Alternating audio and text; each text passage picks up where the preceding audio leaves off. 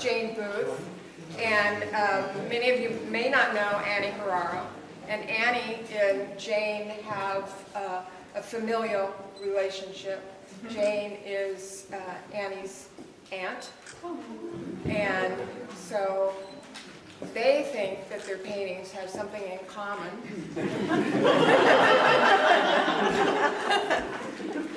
I think they have an underlying philosophical kind of motivation to both of their paintings.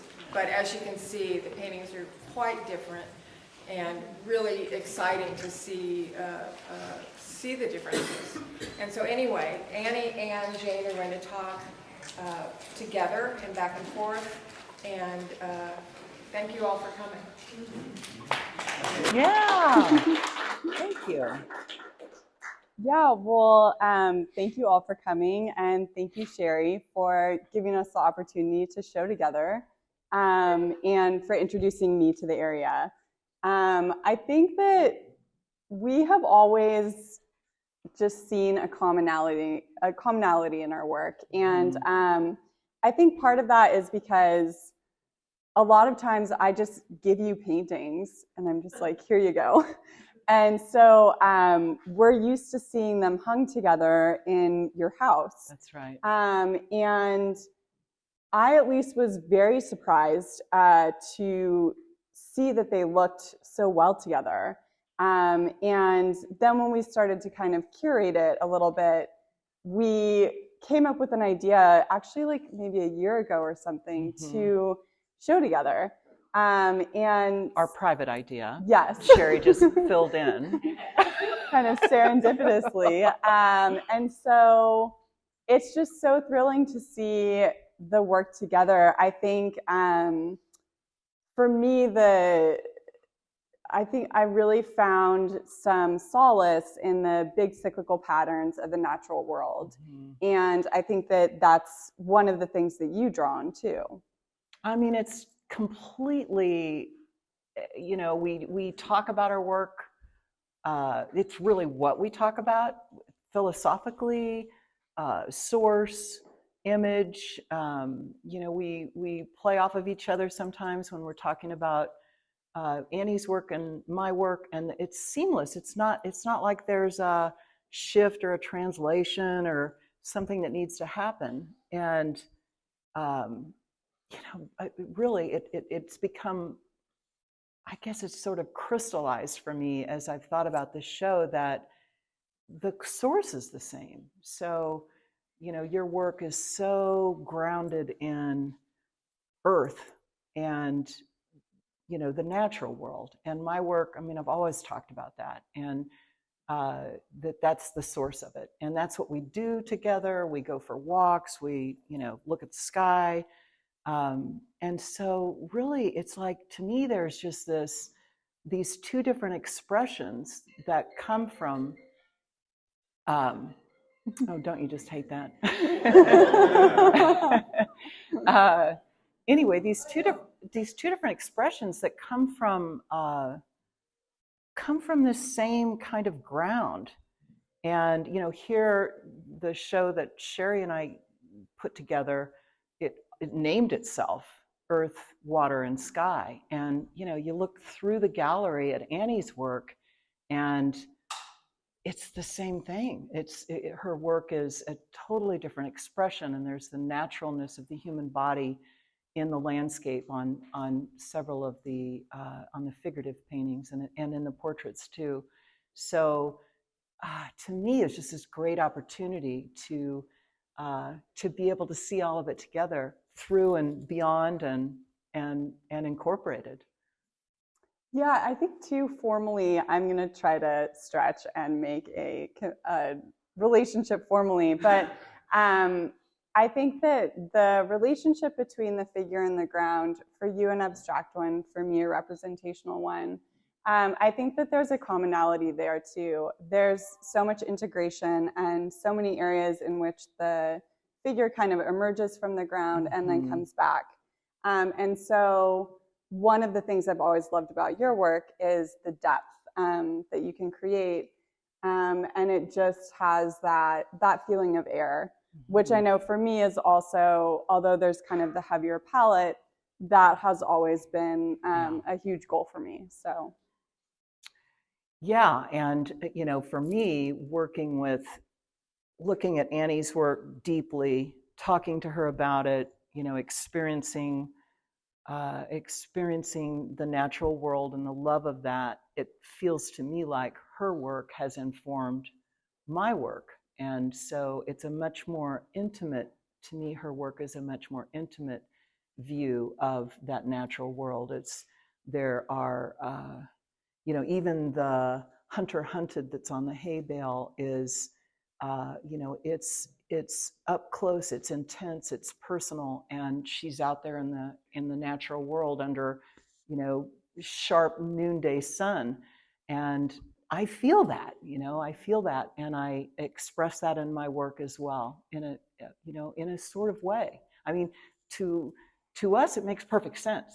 So, and as Elise said last week when we were talking about it, I said, you know, isn't our work so similar? And Elise said, well, you know, maybe the common ground is the source, which, you know, I really think that's what it is. That's the relational,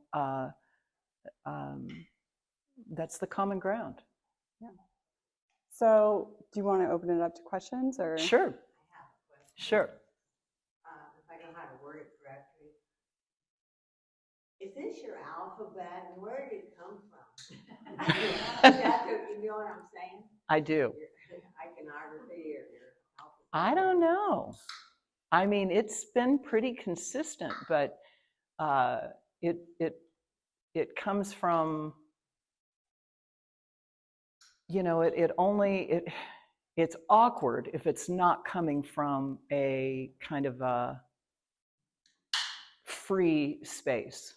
And I wonder if, I've been thinking about that too, Linda. I wonder if some of these marks don't relate to the natural world as well, but some of them are just freewheeling expressions.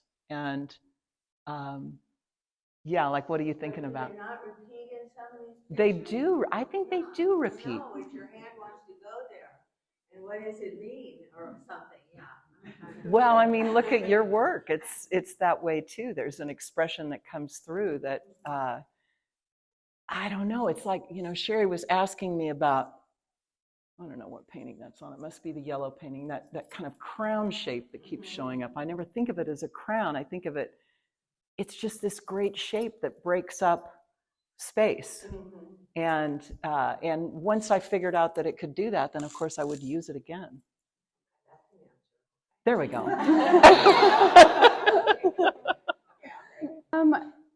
A little bit of both. I think that for me, the scale is the biggest kind of difference. So whenever I do something large and complex, then I like to do something small afterwards. Usually, in every painting, there's a sense of deep failure and why am I doing this? And so the victory that I feel after the bigger painting is kind of a relief. But sometimes I need like just the confidence boost of doing something smaller. And the landscapes, I've been experimenting a little bit more with palette and handling and looseness. And so those kind of give me like a formal opportunity for exploration. Mm-hmm. Do you feel that they're portraits? These paintings? Yeah. I do. I thought so. And do you feel that your work is also a portrait? Definitely. Wow, cool. Thank you. That was my question. And kind of building on that, I was just going to end up on the canvas. You know, that's a great question. It takes me a long time after I finish the work to be able to feel into it. Sometimes I have to stop before I'm quite sure that I'm done. And it takes a while, you know, it takes some space and time to be able to look back and go, oh yeah, this is in a sense journalistic. I mean, sometimes it's a year, but yeah, that's definitely part of it. It reveals itself, which is so interesting. I mean, one of the most interesting things about painting is to consider your own work, you know, to look back and consider it. I'm sure you find the same thing and just see, you know, what its inception was, and they're portraiture and they're journalistic. Can I ask one more thing? Sure. Okay, so it's a question for both of you guys. If you could have your work anywhere, like any space in the world, like present, exhausted, blah, blah, blah, like where would you have your work be?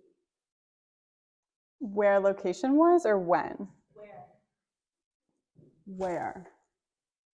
Here, because at least for my work, I think that certainly the large figurative paintings are topical. And so it was interesting. I posted that painting states' rights on Instagram, and for my friends who are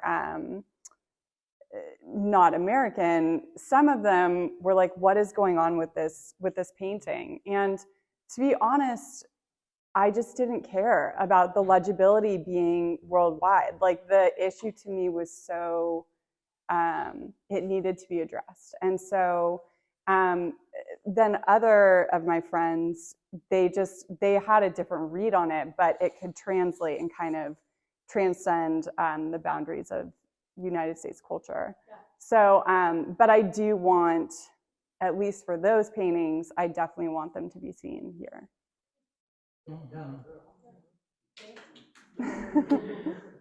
I mean, this is my favorite place to show, but I've got to say that Angie, when I painted the 25-foot tall paintings, you know, she installed them in the MoMA for me, you know, digitally on the 3-story tall ceilings. You know, that'd be fun. But this is my favorite place to show. Yeah. I was just wondering, a couple of pieces I bought eons ago. Yeah. For the music theme, with my interest in music.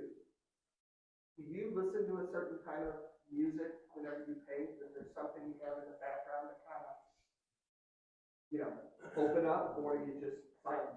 No, it's both, and it's all kinds of music. So it seems to go through cycles, and I'm sure you can answer this too. It just goes through cycles. It's Pete Fountain, it's opera, it's, you know, rough and rowdy ways. It's country. And then there's silence. So maybe half the time it's just quiet. But I don't know if it.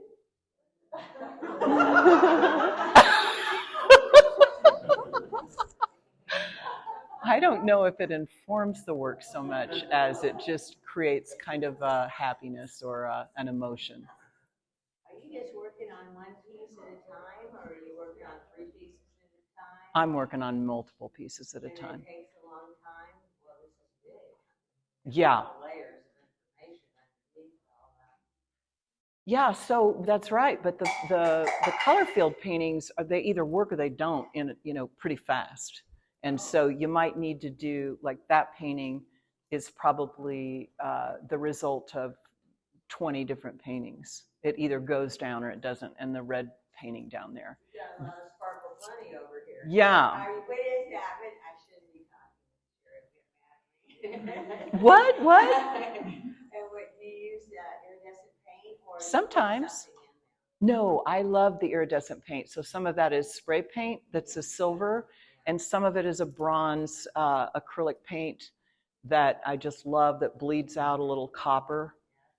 And are you spending a long time? Are you spending 5 months, or? It depends. I usually do work on one piece at a time, which is probably not the best strategy because I spin my wheels. I always repaint. I mean, under all of these, there's like 5 to 10 different landscapes.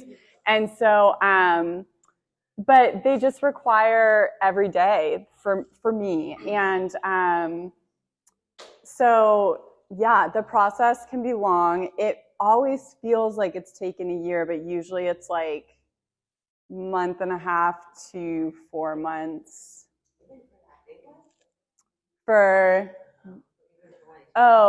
Those actually took maybe, like 1.5 to 2 months. I was hustling, but I mean, every day for Like your whole life. It took you your whole life.